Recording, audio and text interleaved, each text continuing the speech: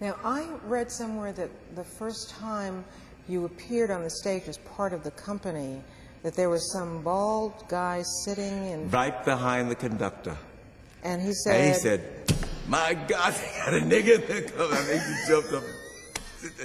And the people just, they went crazy, shouting and screaming. You know when you read about when Stravinsky did Sacre de Breton on the theater, well, that's what happened. Can you imagine this all-white company at City Center, and here I come out in the leading role with Balanchine's wife at the end.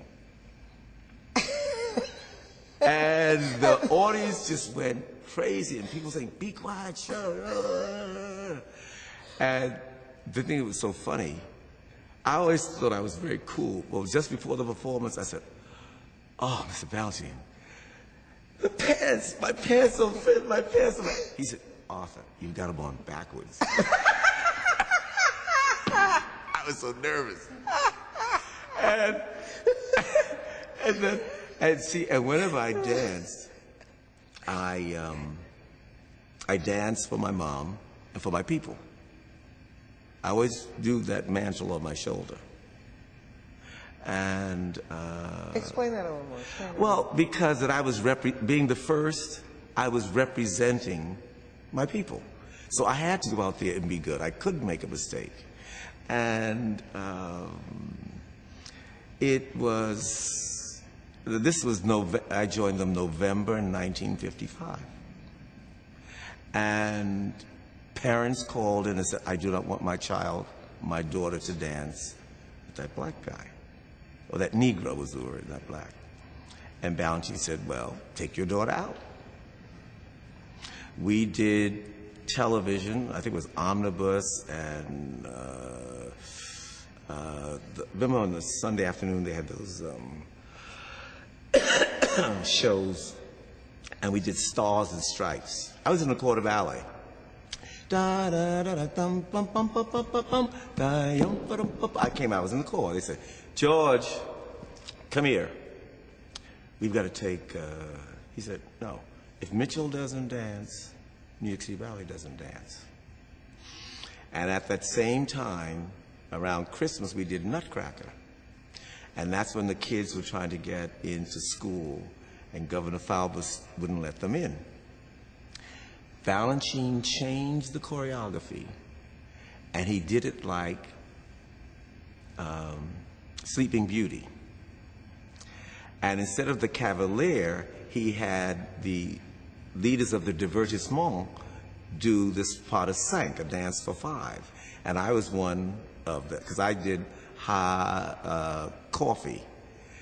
And what is her name? She got so nervous when I came in. She said, "Hot chocolate, and this is the best way it tastes." She got all like this. And it was really coffee. And he re-choreographed it, and I won the hand of the Sugar Plum Fairy. And he walked by me and he said, "I hope Governor Faubus is watching." I should also say my relationship with Mr. Balanchine was totally different than any other dancer in the company, because in the process of my wanting to learn, he told me, he said, "You know, Arthur, I've always wanted 16 Nubian girls." I said, "Well, first of all, Mr. B, we don't use that word any longer. And I think that it's going to be hard to get 16 colored girls." I said, "You must understand, Mr. B, we have to work. We don't have those kind of families that can put you through, et cetera, et cetera, et cetera, et cetera." Now, in the meantime, now this is before my time, he had worked with Katherine Dunham, and they lived together. He did Cabin in the Sky. Vernon Duke, Katherine Dunham, George Balanchine lived together in one room and slept in one bed. That's amazing. That's history right there. And so he wanted 16. And, this is a man of large appetites. But he really, he just loved women, but he loved black women. And he always wanted 16 girls.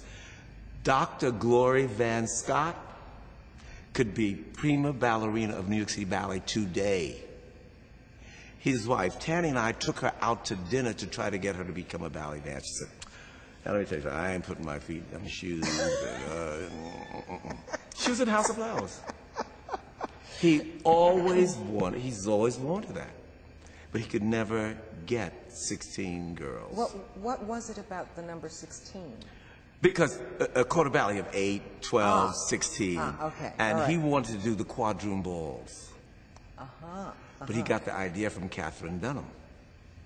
La Valse, the great ballet La Valse, the waltz, was Dunham's idea first.